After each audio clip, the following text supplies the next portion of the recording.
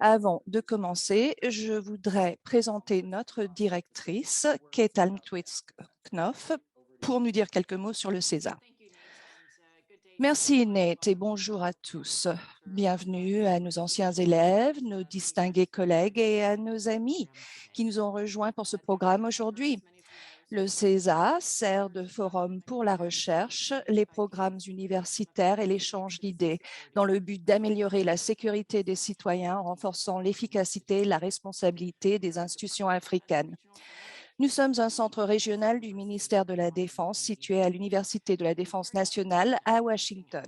Nous accomplissons notre mission de promotion de la sécurité africaine en améliorant la compréhension, en fournissant une plateforme de dialogue fiable, en établissant des partenariats durables et en catalysant des solutions stratégiques. En conséquence, nous cherchons à générer des idées et des analyses pertinentes qui informent les praticiens et les décideurs sur des tendances actuelles et émergentes et sur les réponses efficaces à des défis de sécurité dynamiques et complexes. Conscient que la résolution de ces graves problèmes ne peut se faire que par des échanges francs et réfléchis, le CESA offre aux partenaires la possibilité d'échanger des points de vue sur des intérêts communs et des pratiques saines.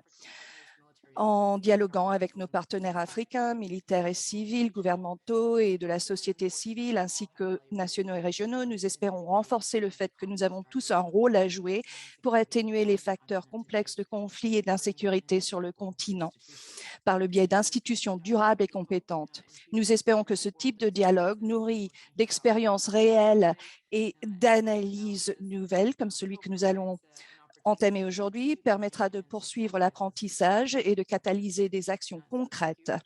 Alors, je vous remercie de nous avoir rejoints pour cette discussion aujourd'hui, pour ce webinaire sur les dimensions cybernétiques du crime organisé transnational en Afrique. Et j'ai hâte d'entendre cette discussion. À vous, Nate. Alors, merci beaucoup, Kate. Alors, ceci est le 4e dans une série de webinaires trimestriels pour comprendre les cyberdimensions de la sécurité africaine. Le premier a parlé des menaces générales, ensuite des acteurs étatiques.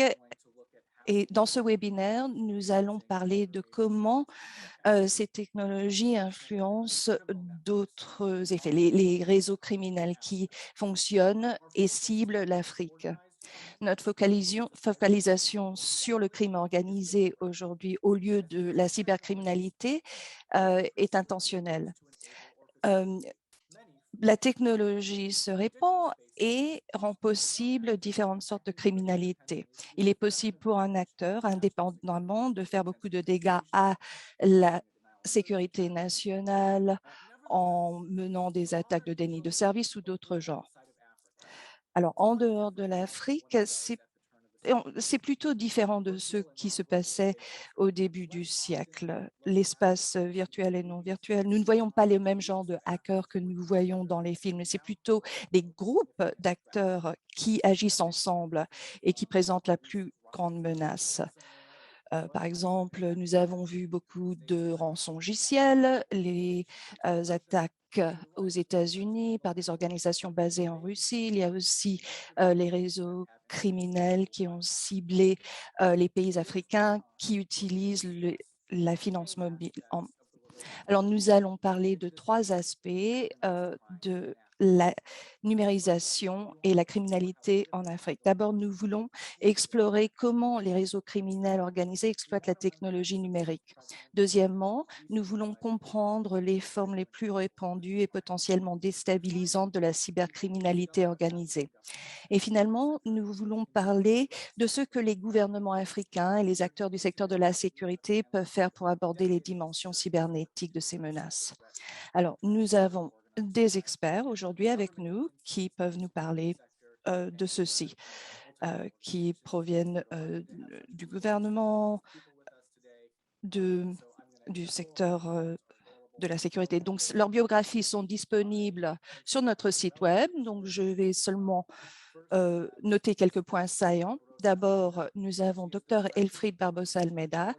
Elle est la directrice de la cellule de renseignement financier au ministère des Finances du Cap-Vert. Avant cela, elle était inspectrice en chef des finances au ministère des Finances.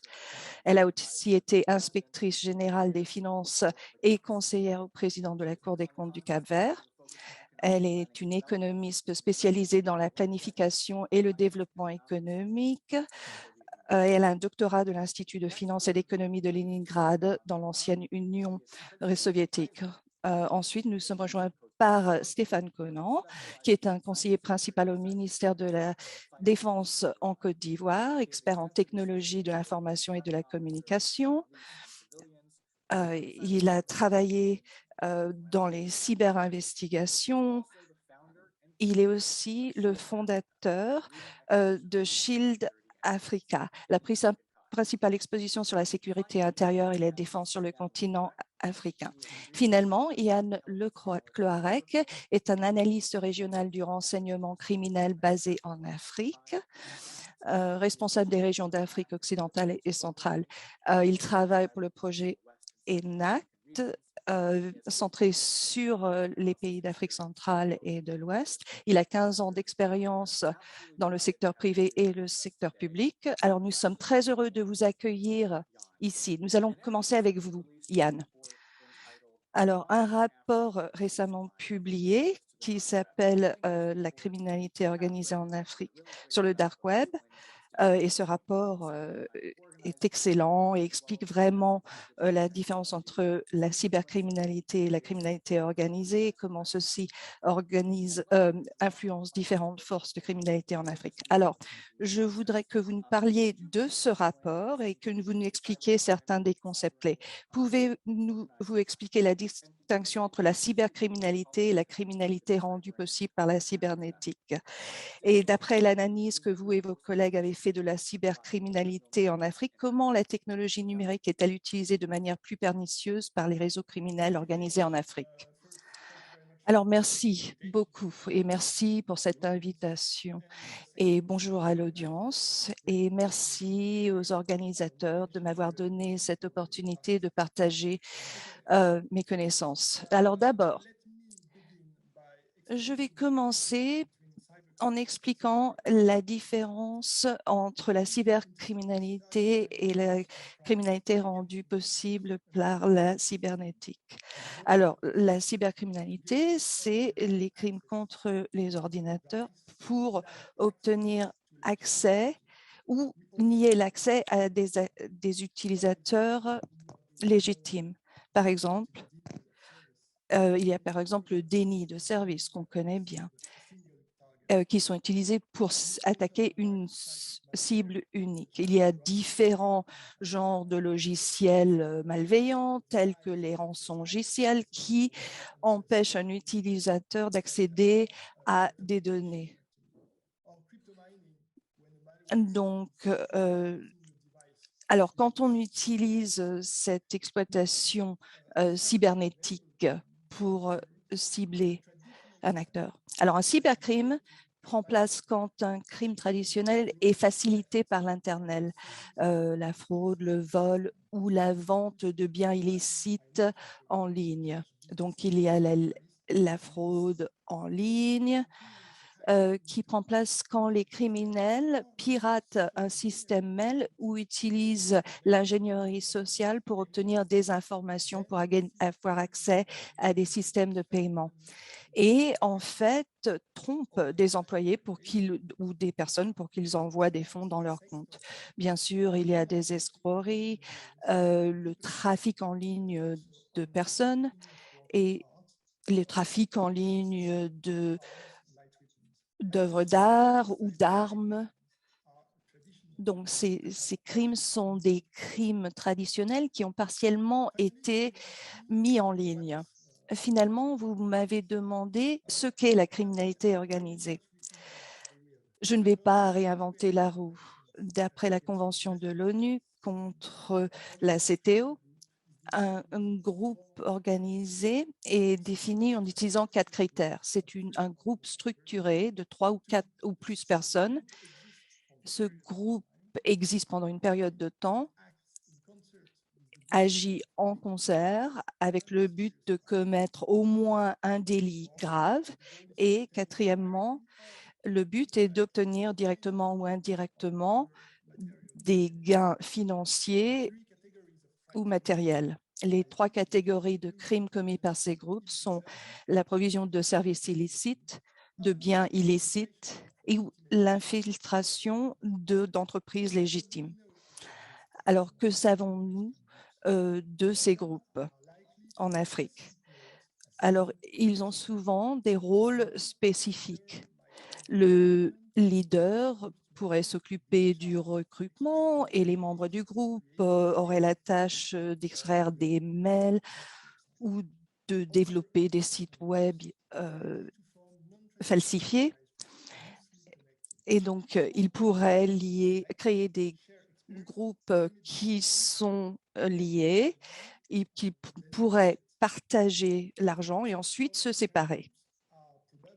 Certains groupes sont des groupes qui agissent dans plusieurs domaines illicites. Par exemple, au Nigeria, il y a plusieurs groupes qui sont actifs en ligne sur le continent africain, mais aussi à l'étranger, y compris au Canada, en Italie, etc.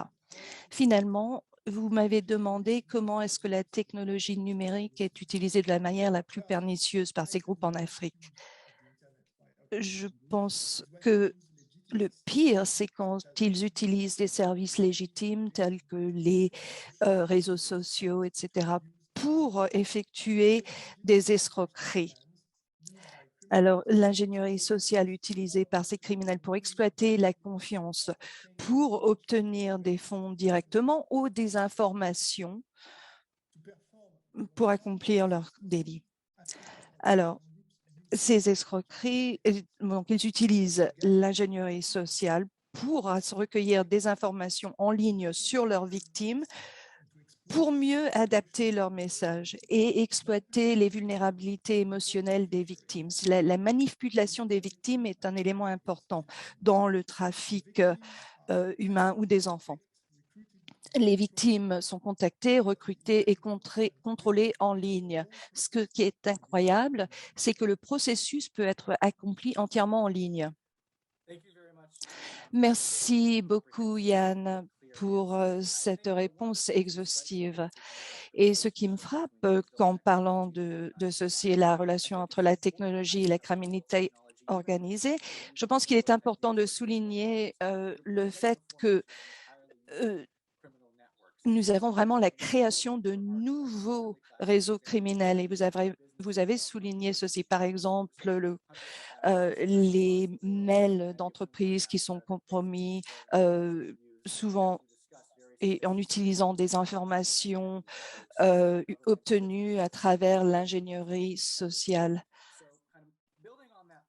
Donc, pour élaborer sur ceci, est-ce que vous pourriez nous dire en fait la taille et la signification de ce genre de menaces?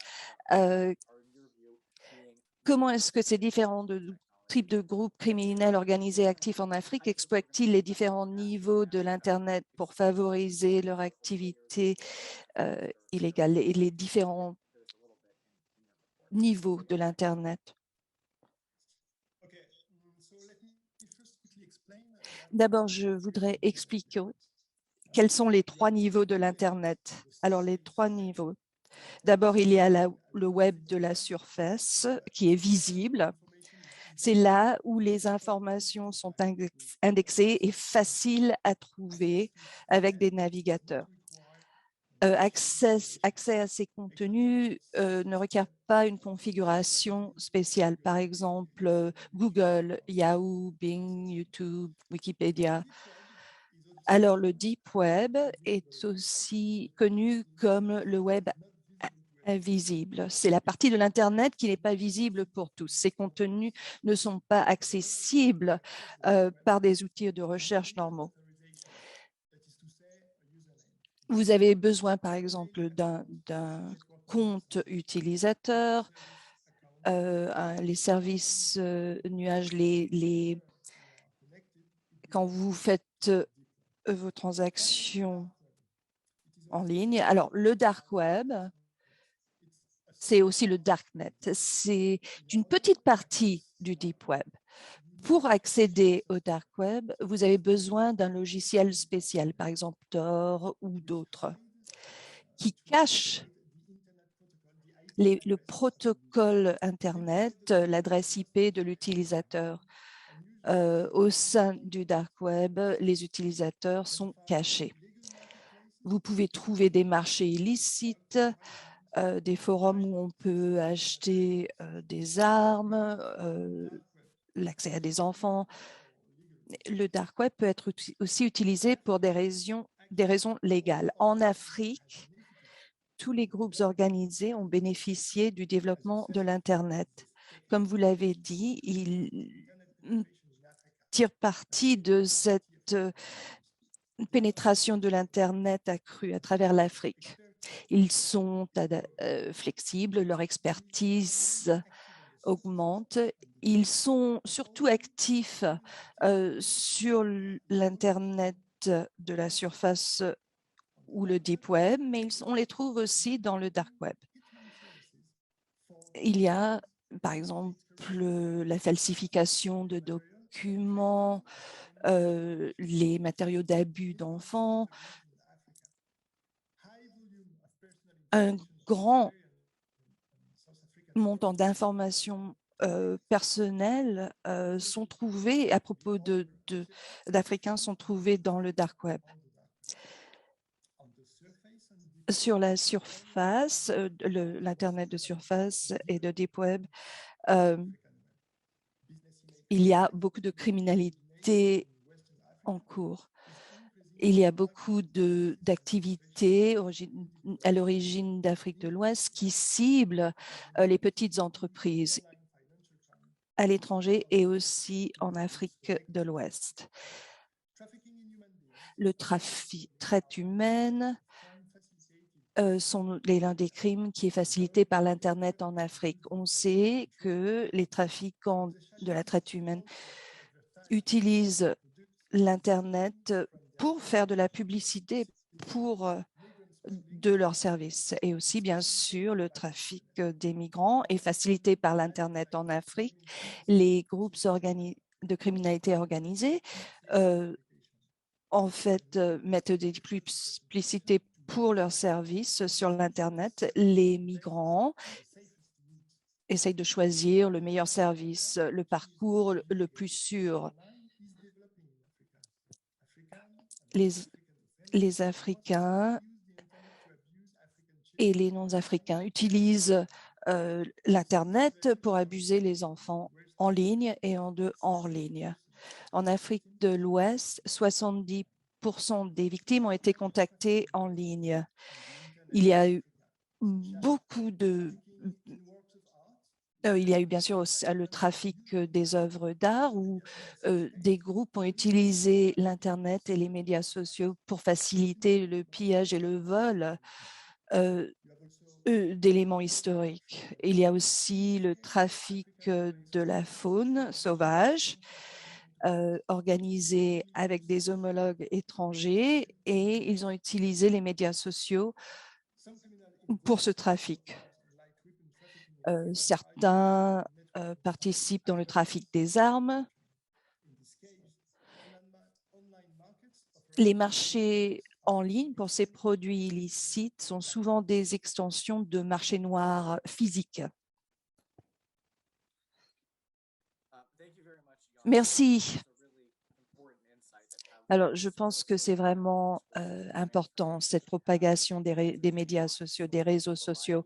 Et on voit de plus en plus de biens vendus et que beaucoup de ces réseaux criminels tirent parti de ceci. Avant de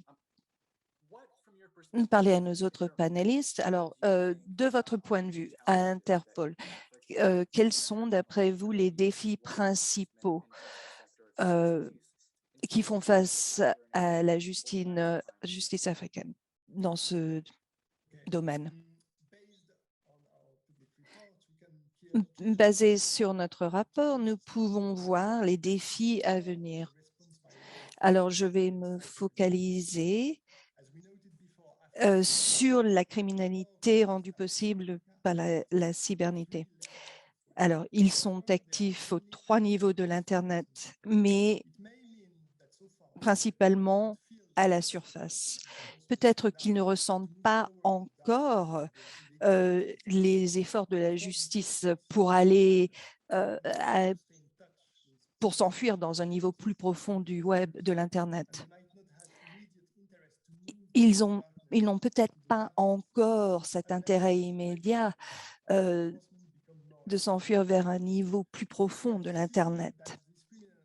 Nous avons vu que ces criminels ne sont pas forcément basés dans le même pays ou le même continent que leurs victimes. Le défi serait d'accroître la coopération des forces policières et de partager les connaissances à propos de leurs méthodes pour pouvoir lutter contre cette criminalité. Les criminels coopèrent et utilisent l'Internet pour développer leurs expertises.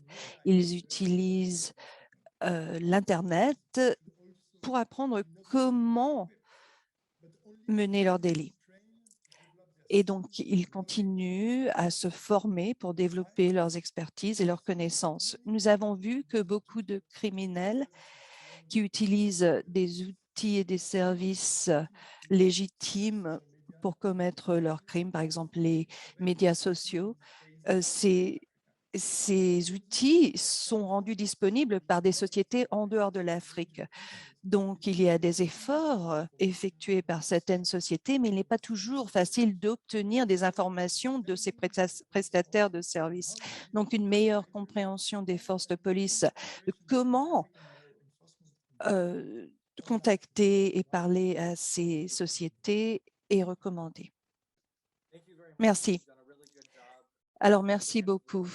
Vous avez donné une explication très exhaustive de tous ces éléments.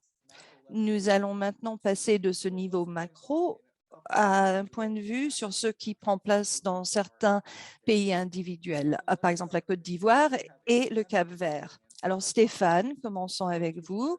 Vous avez beaucoup d'expérience en Côte d'Ivoire par rapport au cybercrime et aux crimes rendus possibles par la cybernétique. Quels sont les plus prévalents en Côte d'Ivoire et lesquels vous préoccupent le plus?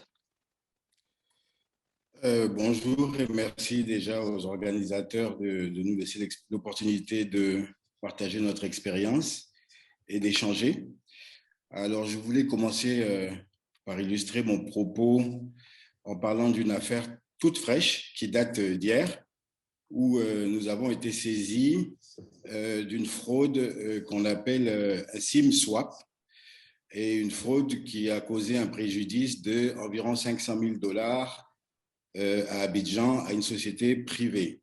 Alors, un SIM swap, c'est une fraude qui consiste pour le fraudeur à se présenter chez un opérateur de téléphonie mobile, à demander le changement de votre carte SIM, c'est-à-dire à se présenter, à dire qu'il a perdu sa carte SIM, à demander le numéro d'un autre individu, et par la suite, une fois qu'il a la possession de ce numéro, il est à même de demander ou d'opérer des transactions financières requérant confirmation téléphonique.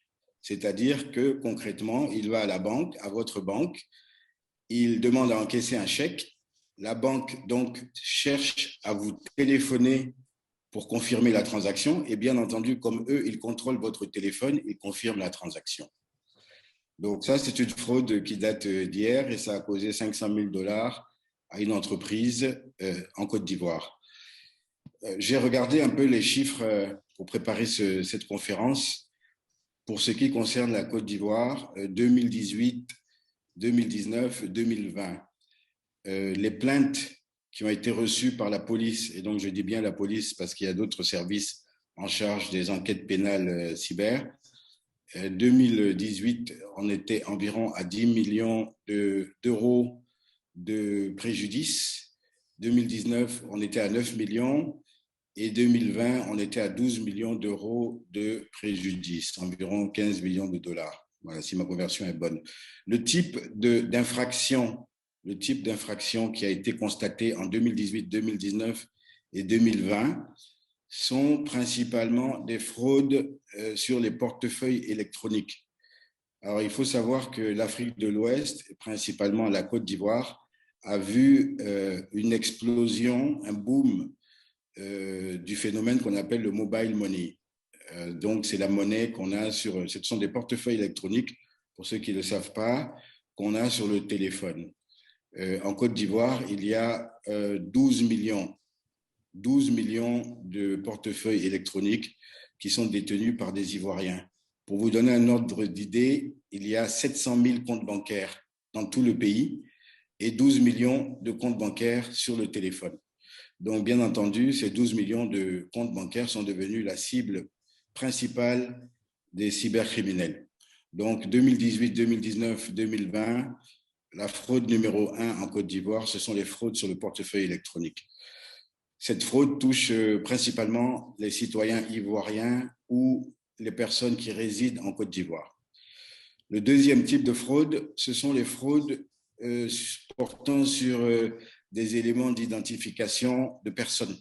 Donc, c'est le love chat, c'est le vol d'identité.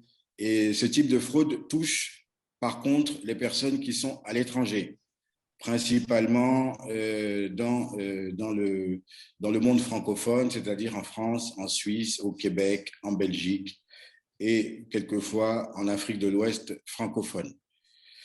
Le troisième type de fraude que l'on a constaté ces 3 dernières années sont des fraudes des fraudes, je ne sais pas si je peux employer le mot fraude, ce sont des infractions qui consistent, qui touchent à la diffusion de contenu.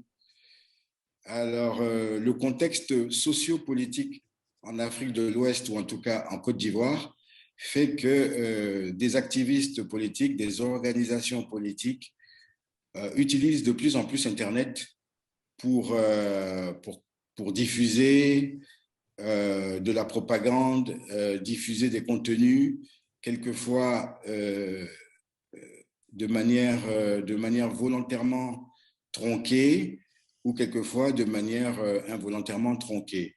Mais le fait est que ce type de diffusion de propagande, de contenu à caractère socio-politique, quelquefois religieuse, constitue des infractions cybercriminelles et ce sont des activités qui sont organisées par des bandes, par des partis politiques quelquefois, par des organisations politiques, par des groupes d'activistes.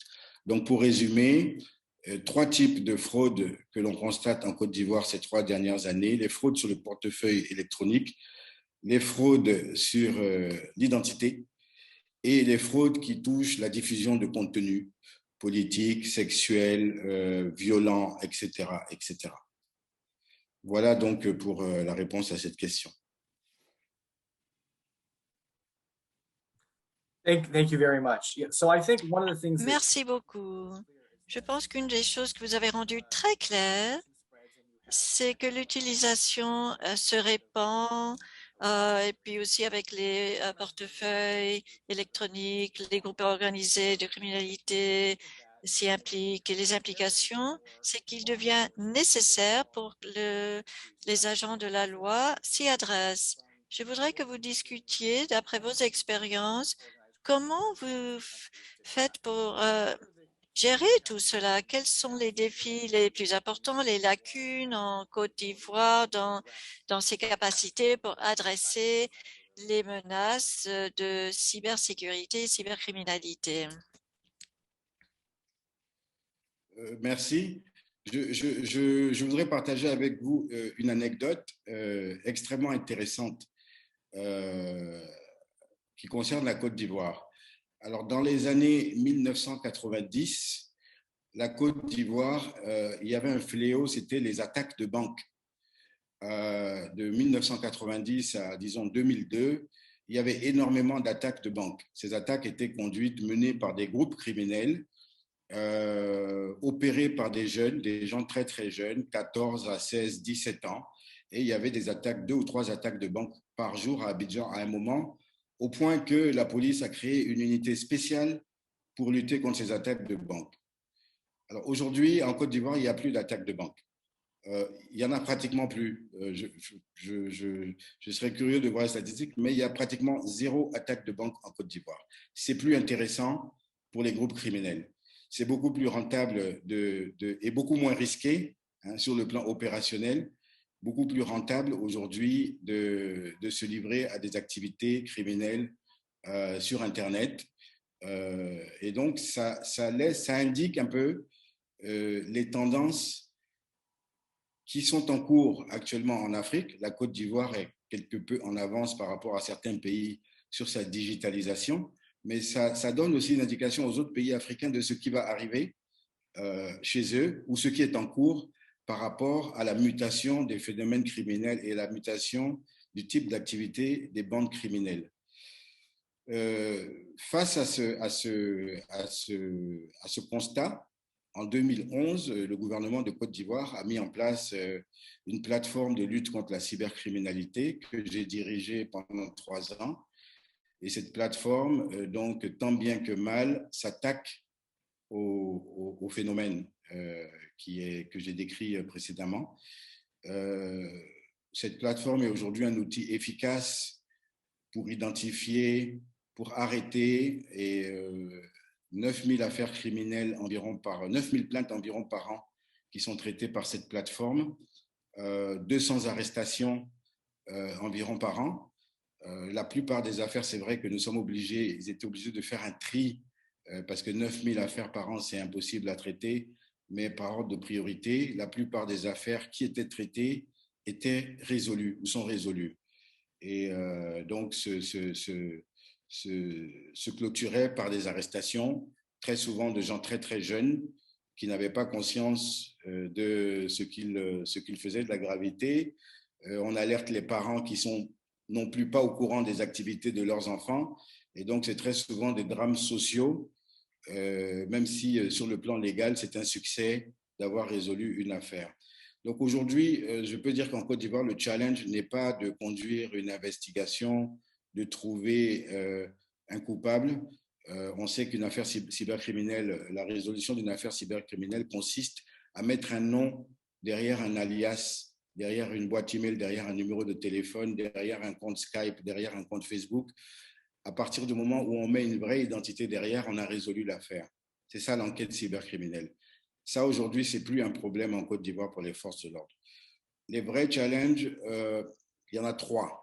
Le premier, c'est tout ce qui se passe après l'arrestation. Comment les services judiciaires, comment les juges sont suffisamment formés pour comprendre, qualifier les délits et pour les punir à la hauteur du préjudice qu'ils ont causé. On a encore un gros travail à faire dessus. La Côte d'Ivoire a fait voter une loi en 2013 qui qualifie et qui punit tous les délits cybercriminels, mais le système judiciaire ivoirien n'est pas encore suffisamment à niveau. Ça, c'est le premier challenge. Je parle des juges, mais je parle aussi des avocats et je parle aussi des conseillers juridiques. Le deuxième challenge, c'est la sensibilisation de la population. Il faut accompagner tout ce qui est punition légale par une meilleure compréhension des populations, de ces populations, de ce que c'est qu'un délit, de ce qui est faisable, de ce qui n'est pas faisable sur Internet. Et le troisième challenge aujourd'hui qu'on a, qui sera peut-être le plus difficile à relever, ce sont les relations que les forces de l'ordre ont avec les partis privés. D'abord, les partis privés à l'étranger, Facebook, Twitter, YouTube, Instagram.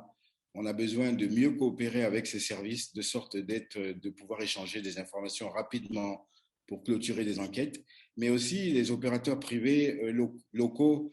J'ai vu tout à l'heure quelqu'un qui a écrit pourquoi les opérateurs donnent un numéro qui est déjà attribué à quelqu'un d'autre. Oui, c'est un vrai problème aujourd'hui pour lequel il faut qu'on ait une meilleure coopération avec les opérateurs de téléphonie mobile, avec les banques aussi quelquefois, parce que la personne qui fait un SIM swap se présente dans une banque. Donc, il faut faciliter et améliorer les relations avec les opérateurs privés locaux et étrangers. Voilà donc les trois challenges auxquels nous sommes confrontés et j'ai bon espoir que des solutions seront trouvées. Merci. Thank you very much. I find it really interesting, actually, how you Merci highlight. beaucoup. Je trouve ça très intéressant, la façon que vous avez surligné.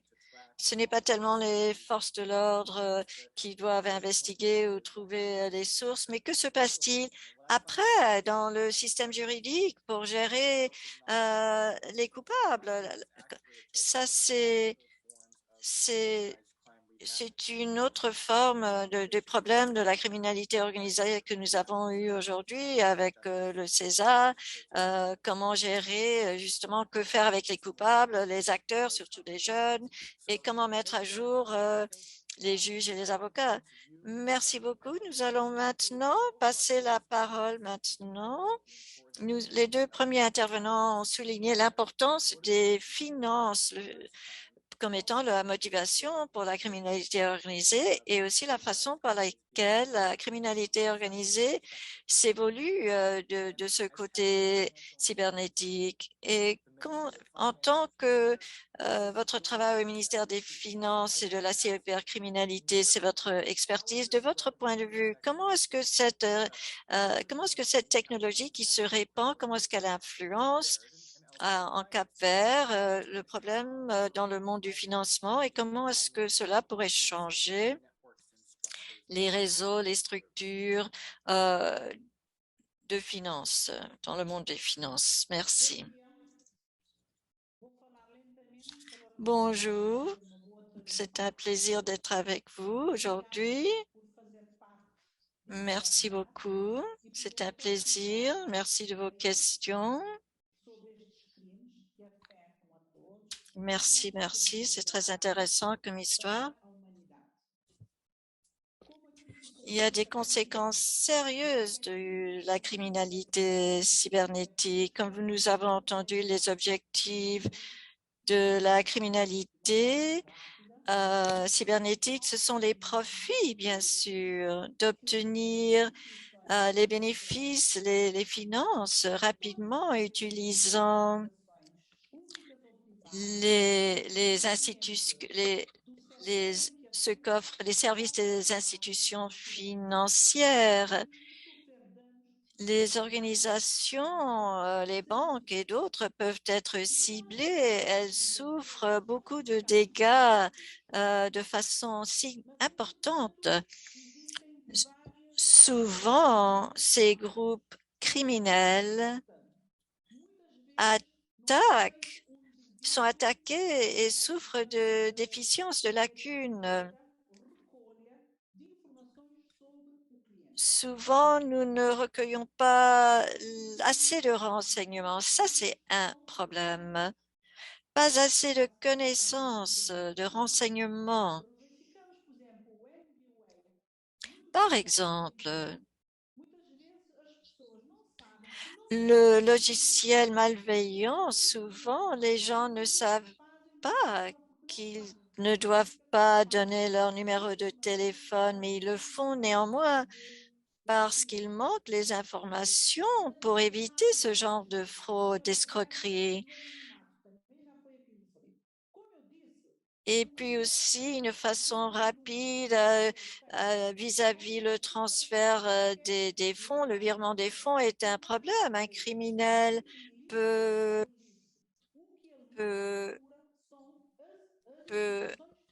obtenir l'argent de façon illicite et par des transferts illicites.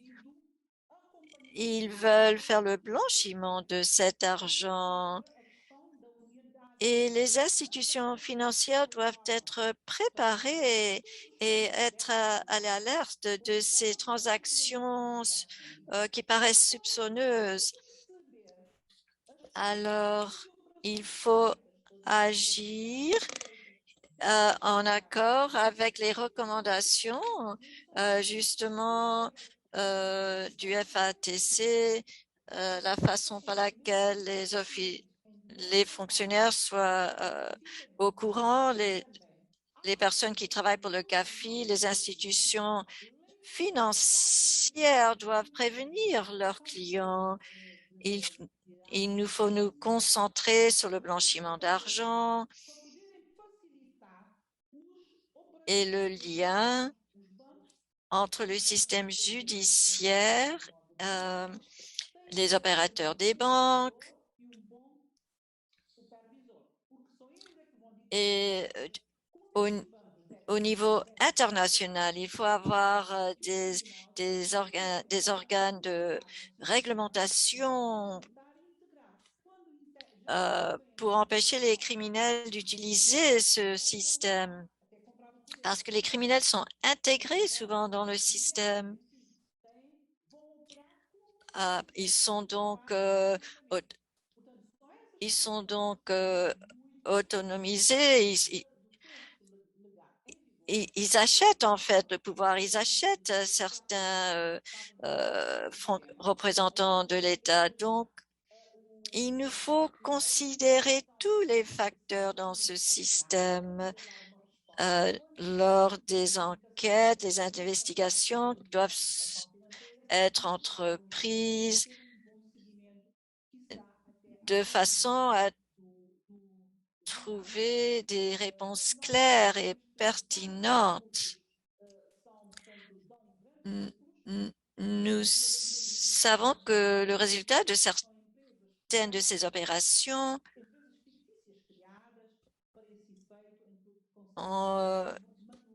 beaucoup de ces opérations ont beaucoup de revenus parce que ils créent des sociétés anonymes ils utilisent des personnes pour le transport de produits illicites à travers les frontières aussi. Il nous faut donc avoir un système en place par lequel on peut empêcher ces opérateurs d'agir de la sorte.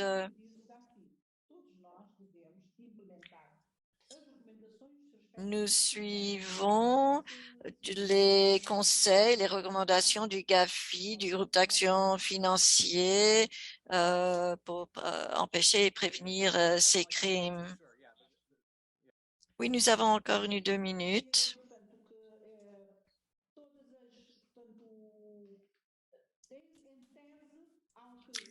Alors,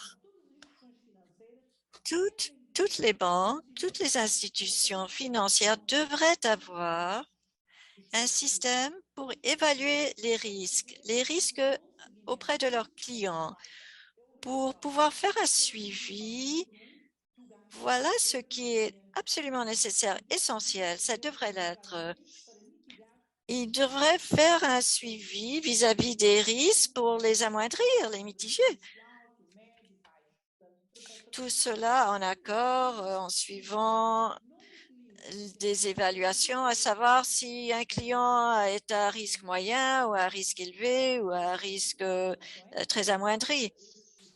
Et puis, comme ça, on pourra prendre une approche qui soit convenable. Il nous faut nous assurer que cela se fait, sinon les criminels vont continuer à abuser des systèmes financiers. Merci beaucoup.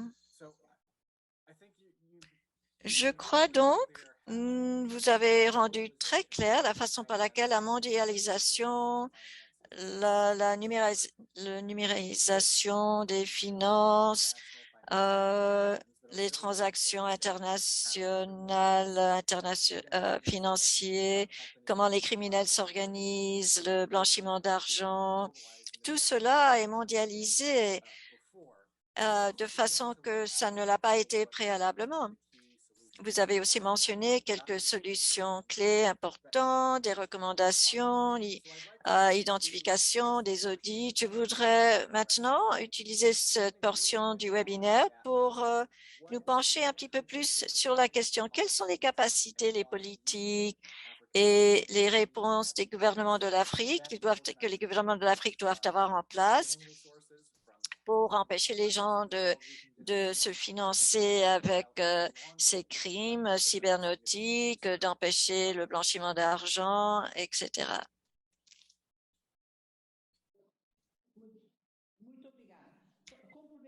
Merci. Comme vous le savez, il y a les conventions, les accords, la Convention de Vienne, de Palerme, et puis la Convention contre la corruption. Tous les pays, tous nos pays sont membres de ces conventions, se sont adhérés à ces conventions. Nous, en Afrique, nous avons la Convention Malabo,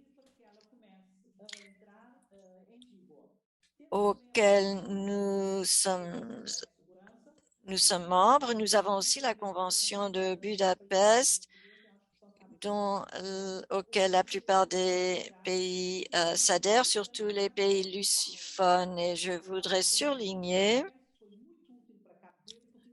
qu'au sein de cette adhérence, nous avons beaucoup bénéficié de cette participation parce que nous avions l'opportunité de former un nombre de nos spécialistes et de nos experts juridiques en accord avec des nouvelles lois.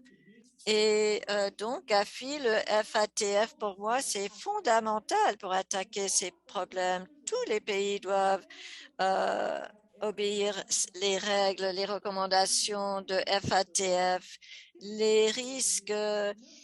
Tous les pays doivent évaluer les risques, avoir des politiques en place à l'interne, surtout les organisations, les institutions financières qui doivent très clairement suivre les lois, suivre les agences de réglementation. Nous avons des secteurs financiers et non financiers du FATF de même.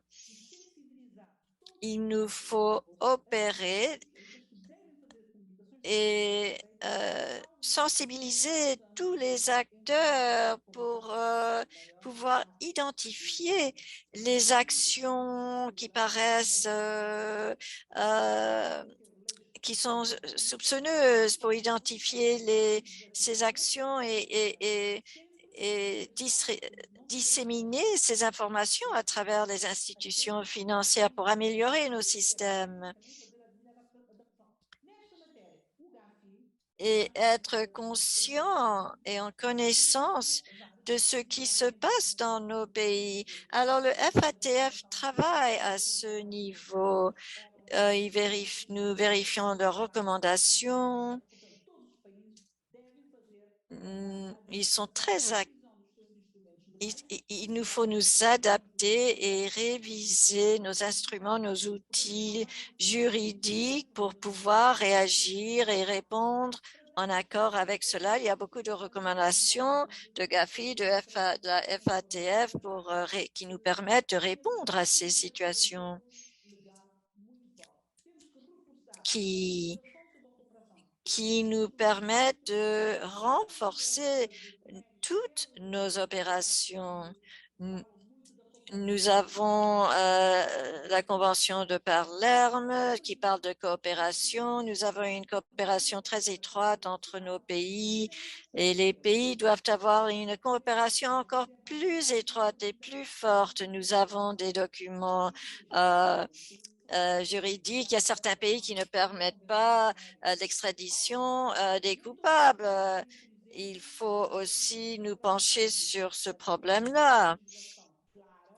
Il nous faut avoir des lois, la législation très claire qui permettent aux pays de recouvrir les actifs, les biens que les criminels cybernétiques envoient à l'étranger. Alors, il faut pouvoir recouvrir ces biens, ces actifs qui ont été déplacés ailleurs, en dehors du pays. Il nous faut travailler sur un niveau international. Et c'est un grand, si on ne travaille pas de cette façon, vraiment, ça nous nuit terriblement. On est très handicapé. Alors, basé sur ces accords, ces conventions très fortes, on peut avoir des informations que nous pouvons partager, des renseignements pour pouvoir établir des objectifs et réaliser les objectifs pour lutter contre ces risques en ce qui concerne toute cette activité criminelle. Je ne sais pas si je peux continuer. Je pense qu'on peut. Merci beaucoup. Je pense que vous avez rendu très clairement le problème mondial de la cybercriminalité, que la cybercriminalité nécessite une réponse internationale, que souvent un pays qui est sous attaque, les criminels vont aller en dehors du pays pour déplacer les fonds. Il est très important pour les pays en Afrique qui suivent ces conventions, ces traités, ces accords qui sont déjà en place. Avant de continuer avec les questions-réponses, on va faire un sondage rapide. On veut vos opinions, à savoir la diffusion, la dissémination de la criminalité cybernétique dans votre pays. Vous allez voir donc un sondage Zoom qui va apparaître sur votre écran. Les questions vont être présentées en portugais, en français et en anglais. Alors tout d'abord, est-ce que vous êtes quel groupe d'acteurs pose la menace cybernétique la plus importante? Quel groupe d'acteurs représente la plus grande menace? Choisissez une des deux réponses et puis cliquez sur Submit, répondre. Et si vous êtes connecté avec nous par dispositif portable, vous pouvez aussi trouver ça sur votre appareil portable. On va vous donner encore 10 secondes pour répondre à la question. Donc, la question, quel groupe d'acteurs représente la plus grande cybermenace pour votre pays? Choisissez la réponse et puis cliquez ensuite. Est-ce qu'on peut voir les résultats? Alors, c'est assez bien équilibré. 58% de notre audience s'inquiète des réseaux qui opèrent en dehors de l'Afrique et 42% s'inquiètent surtout des menaces cybernétiques qui s'opèrent au sein de leur pays. Nous allons faire encore une question comme cela. Nous allons faire un autre sondage. Alors, la prochaine question, nous allons vous la proposer dans un instant.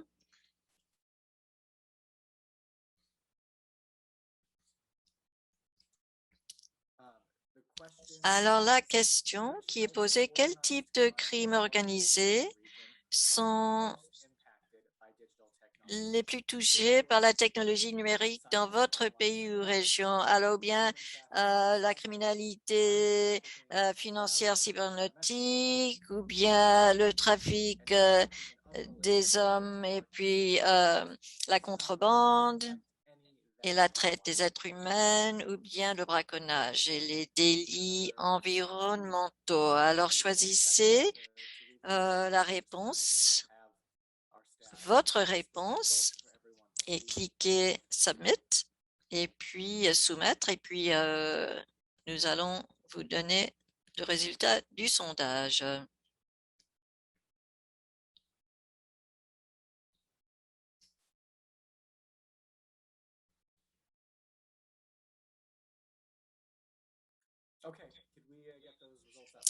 Et les résultats donc?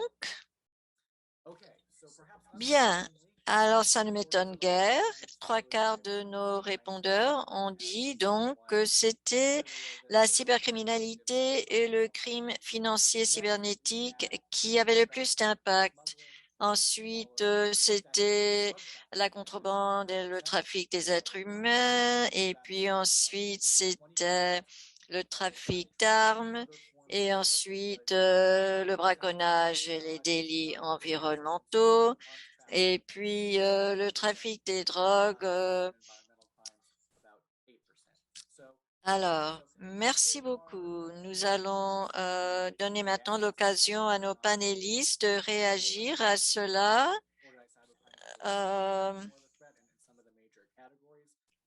Cela. With you, Edelfried. What are your thoughts on our panel's response? Two minutes, because I want to get to our audience Q&A. And if you have questions, please begin to ask them. Alors, si vous avez des questions, posez-les dans la boîte de chat.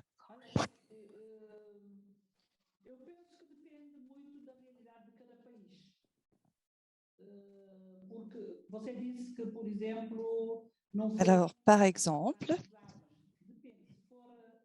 le trafic des armes n'est pas forcément important pour certains. Peut-être que certains participants dans ce domaine n'ont pas beaucoup d'expérience dans ce domaine, mais et ne choisiraient peut-être pas cette réponse par rapport, mais quand même, les 29% pour le trafic des stupéfiants, c'est bien sûr très préoccupant. Les gains financiers à partir de ce genre de commerce illicite a des répercussions énormes et c'est vraiment très préoccupant pour nous tous.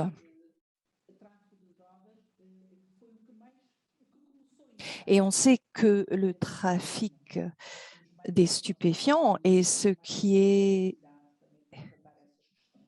à l'origine des choses, et en termes de qui est à l'origine de ces trafics illicites.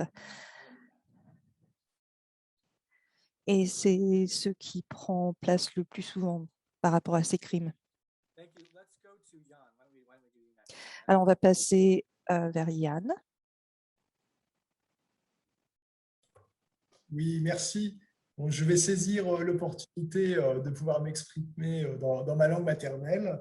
Oui, effectivement, peut-être une petite remarque en ce qui concerne le premier sondage. Je vois que les participants craignent plutôt les réseaux criminels établis hors d'Afrique. Donc, sur ce point-là, ça me fait penser que de nombreux réseaux criminels africains sont désormais installés en Europe, aux États-Unis et en Asie. Et l'organisation par exemple d'arnaque au président, de BEC, s'organise bien souvent avec des personnes qui sont implantées également à l'étranger. Donc, ce sont des groupes qui gardent une assise africaine, mais avec des membres qui opèrent à l'étranger aussi. Donc ça, c'est assez intéressant à souligner. Pourquoi il y a des membres à l'étranger? Parce que ça permet de recueillir des informations sur place, ça permet d'ouvrir des comptes en banque sur place, d'utiliser des comptes en banque de certaines victimes aussi pour les utiliser comme pour les transferts d'argent. Donc ça c'est un point qui est intéressant à mon sens. Et après, les résultats du deuxième sondage, effectivement, les crimes financiers arrivent en tête. Ça ne m'étonne pas. Le trafic d'êtres humains a eu un chiffre assez important. Après, le trafic de drogue, pour l'Afrique, c'est vrai qu'on n'a pas énormément de cas, je dirais, en ligne. C'est pas quelque chose de prégnant. Donc voilà. Et le trafic d'armes, alors juste un point sur le trafic d'armes, c'est principalement, donc je disais, une extension des marchés noirs des pays plutôt basés en Afrique du Nord qui proposent des armes, et notamment sur Facebook, sur des comptes fermés Facebook. Voilà, on peut acheter toutes sortes d'armes, mais après, pour le reste de l'Afrique, ce n'est pas quelque chose qu'on voit non plus très souvent. Voilà pour mes points. Merci. Thank you very much. I actually think it's interesting in that while Merci. En effet, je pense que c'est intéressant, bien que l'Internet ne change peut-être pas la structure du marché pour les stupéfiants, le trafic des armes, mais je pense que cela commence à changer comment on blanchit les profits à travers l'Internet. Alors, c'est vraiment un dialogue très intéressant entre vous deux. Stéphane, dernier mot et ensuite on passera à une séance de questions et de réponses plus formelle. Et donc, j'encourage l'audience à poser ses questions dans la boîte de chat. Merci, j'ai trouvé les questions très intéressantes. Alors, du point de vue de la localisation des cybercriminels, c'est une manière intéressante de voir le problème, mais ça aussi ses limites parce qu'aujourd'hui, comme a écrit un auteur très célèbre, le monde est plat.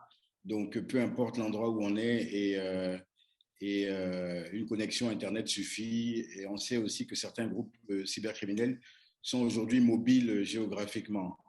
Ceci dit, de mon point de vue ivoirien, basé en Côte d'Ivoire, nous avons plus de crainte pour les groupes situés, je dirais, en Côte d'Ivoire, parce que au vu des chiffres que je vous ai donnés, où il y a énormément aujourd'hui de crimes donc à caractère financier sur les portefeuilles électroniques, qui sont le compte en banque principale aujourd'hui de la population, y compris les couches les plus défavorisées, les personnes les plus pauvres, disons, utilisent ce moyen pour faire leurs économies et faire leurs transactions. Donc, ça pose aussi une menace sociale. Et puis, j'ai parlé tout à l'heure aussi de la diffusion de contenu, qui, celle-là aussi, a très souvent des motivations sociopolitiques. Donc, moi, je serais de tendance à être plus préoccupé par les groupes qui sont situés chez nous, ou en tout cas qui ont un relent de composantes ivoiriennes très fortes. Voilà. Thank you very much. So we will now move to the Merci beaucoup. Alors, on va maintenant passer à la séance de questions et de réponses. J'encourage les participants à utiliser la fonction chat en bas de votre écran pour soumettre vos questions écrites. Vous pouvez soumettre vos questions dans n'importe quelle langue. Je pense qu'on va faire 2 tours de questions. Enfin, on va voir. Si vous avez des questions, s'il vous plaît, allez-y, écrivez-les dans la boîte de chat. Nous en avons déjà 2. Alors, d'abord,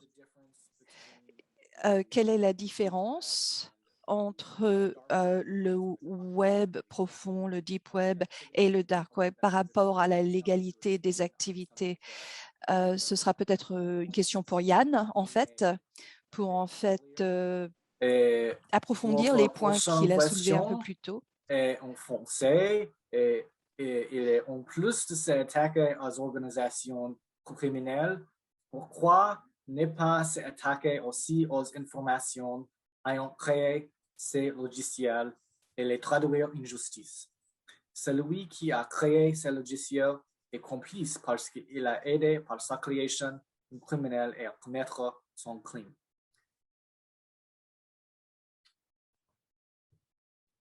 Okay, so let's have, while we wait for other questions. Alors, en attendant d'autres questions, on va demander à nos panélistes de répondre. Alors, Yann, d'abord, parce que bon, il y a une question qui était très directement posée pour vous. Oui, tout à fait, merci. Donc, en termes de contenu, si on compare le Deep Web et le Dark Web, évidemment, sur le Deep Web, on va trouver beaucoup moins, je dirais, en quantité relative, on va trouver beaucoup moins de contenu illégal. Parce que, évidemment, heureusement d'ailleurs, le Deep Web est utilisé par des gens qui ne sont pas forcément impliqués dans des activités illégales. Par contre, c'est vrai que si on regarde en termes de contenu le dark web, là, on va trouver beaucoup plus, effectivement, d'activités criminelles. On va trouver notamment énormément de magasins en ligne pour vendre et livrer toutes sortes de drogues. On va trouver effectivement des armes, on va trouver des services illégaux. Mais, comment dire, je dirais que sur le Deep Web, en cherchant bien, on peut trouver des services identiques. Voilà, mais disons qu'ils sont plus difficiles à trouver, mais ils existent. Et comme je vous disais tout à l'heure, le fait que ces services puissent être disponibles sur des plateformes où on peut être identifié, c'est-à-dire qu'on a une adresse IP, on peut être localisé. Voilà, certains groupes n'hésitent pas à utiliser les réseaux sociaux pour leurs activités illégales. Alors, quel genre d'activités illégales? Toutes sortes d'activités. Je vais vous donner par exemple la vente, comment dire, la vente d'espèces protégées en ligne. On a des groupes Facebook très bien organisés, gérés donc par les trafiquants, et les personnes se retrouvent et pour pouvoir intégrer ce groupe, qui sont parfois des groupes secrets ou des groupes privés, il faut d'abord montrer des garanties et ensuite, quand on est intégré dans ce groupe, les échanges peuvent se faire et ensuite les paiements se font soit en ligne, soit par divers moyens. Donc, sur le Deep Web, on a des activités illégales, mais heureusement bien moins que sur le Dark Web.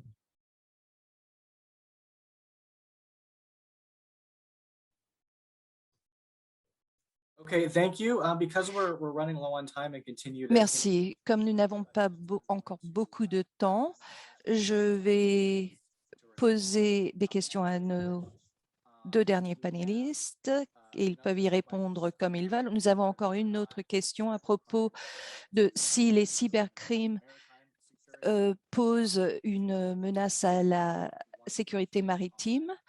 Il y a une question à propos de si l'île Maurice a un problème de stupéfiants et utilisant les canaux numériques. On a une autre question en français. Quelles sont les mesures prises à l'endroit des opérateurs de téléphonie? Est-ce qu'il y a des... pardonnez-moi. J'ai perdu la question. Est-ce qu'il n'y a pas de complicité de leur part, de la part des opérateurs téléphoniques de la téléphonie? Merci. OK. On va passer vers Stéphane, si vous voulez la parole. Merci. J'ai vu. Je vais rebondir sur la question que vous venez de poser concernant les opérateurs de téléphonie. C'est une question que tout le monde pose. Hein. Les opérateurs de téléphonie sont le canal par lequel nous avons la connexion Internet, par lequel nous pouvons organiser cette conférence aujourd'hui. C'est grâce à un opérateur de téléphonie. Donc, ils apportent des services à très, très forte valeur ajoutée pour le développement et pour la communication. Mais en même temps, ils sont un canal par lequel les criminels utilisent. Yann l'a montré tout à l'heure, déjà pour contacter les victimes. Ils utilisent les opérateurs de téléphonie pour faire la fraude. Ils utilisent les opérateurs de téléphonie pour faire des transactions financières ensuite, pour rapatrier leurs fonds. Donc, ils apportent à la fois du bon et du mauvais, je dirais. Et donc, bien entendu, nous réclamons beaucoup plus de coopération rapide et efficace avec eux. Est-ce qu'ils sont complices? Je ne pense pas qu'au niveau organisationnel, je ne sais même pas que je ne pense pas, au niveau organisationnel, c'est sûr qu'il n'y a aucune intention de la part des opérateurs de téléphonie d'être complices de cybercriminalité, mais il y a des cas avérés de complicité de la part d'agents des opérateurs de téléphonie mobile. Je vous ai parlé d'un dossier hier de SIM swap où un opérateur de téléphonie mobile a changé le numéro d'un usager. Il faut une complicité de la part d'un agent de cette société pour faire cette opération. Donc, voilà. Merci. Je crois que c'est évident avec les crimes organisés. Et il y a toujours la complicité au niveau des autorités, au niveau des opérateurs. OK. So now I'd like to have... Donc maintenant, je voudrais demander à Elfdad d'aller en dernier, mais nous avons quelques questions qui sont très pertinentes à propos de ce dont elle a parlé. Alors, un membre de l'audience voudrait savoir que pouvons-nous faire sans la coopération d'autres pays, parce que certains pays sont réticents à coopérer au niveau international. Alors, que faisons-nous par rapport à ces pays? Et une autre question par rapport au trafic des armes ou d'autres formes de trafic, quelles sont les sources de ces armes? Notre audience voudrait avoir une idée de comment exactement ces armes proviennent. Alors, si vous avez des idées par rapport à ceci, allez-y.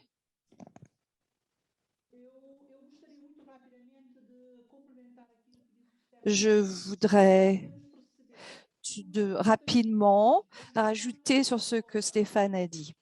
Le problème, souvent, n'est pas lié aux opérateurs de téléphonie. Ce qui se passe parfois, vous pouvez imaginer que, par exemple, j'ai un compte en banque et on m'offre une carte. Et la banque,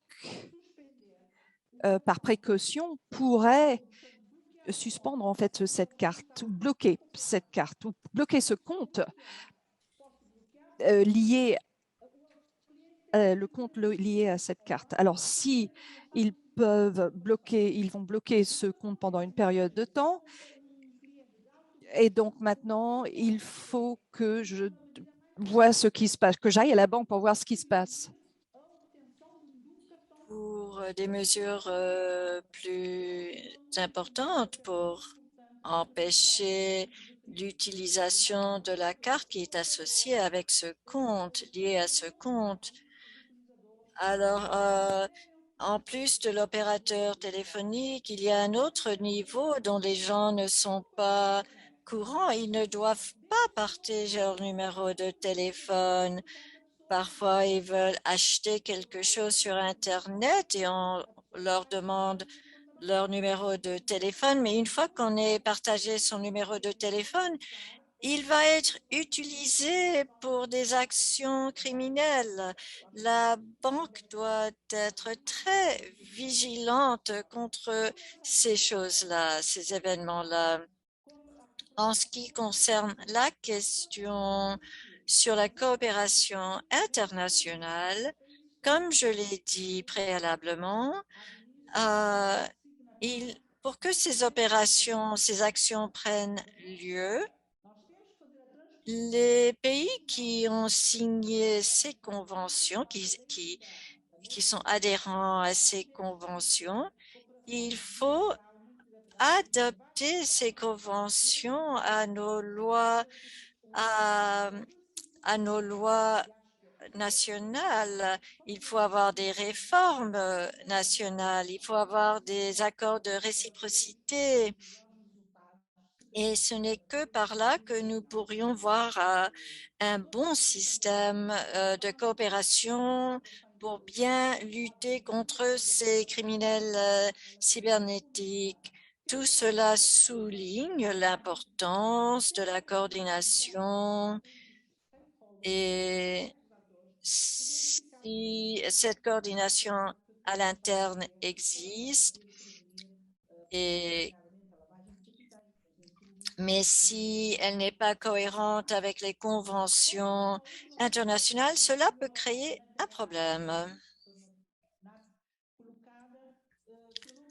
Alors, la dernière question que je n'ai pas vraiment bien comprise, je n'ai pas bien compris la question au sujet du trafic des armes, comme c'était en anglais. J'ai pas bien compris la question.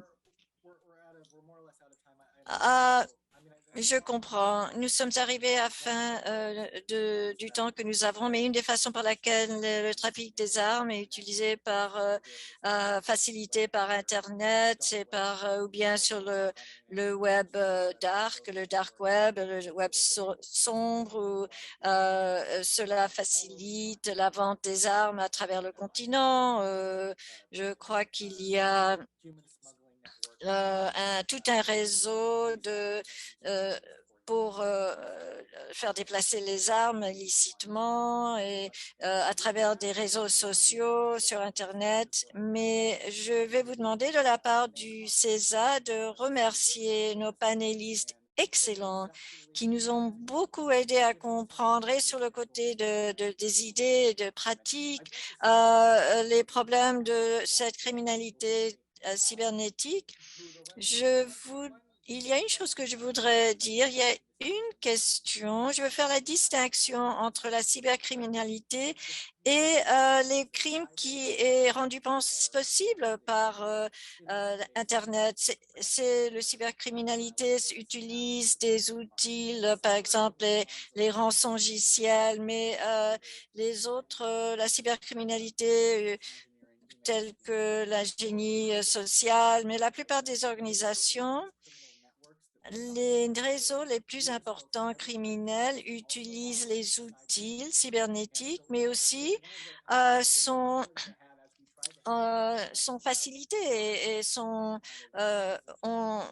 c'est l'Internet qui leur permet de faire ces crimes. Alors, je pense que moi, ces discussions clarifient 3 moyens par lesquels la technologie numérique influence la criminalité en Afrique. Tout d'abord, il y a les nouvelles formes de criminalité telles que les rançongiciels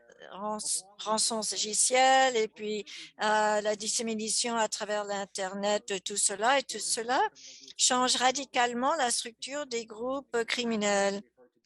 Et comme nous l'avons entendu aujourd'hui, la possibilité de fraude, les escroqueries ou des groupes d'acteurs qui ont leur siège peut-être à Lagos, mais qui font que des organisations dans l'État de Washington, lors de la COVID-19, lors de la pandémie, ont pu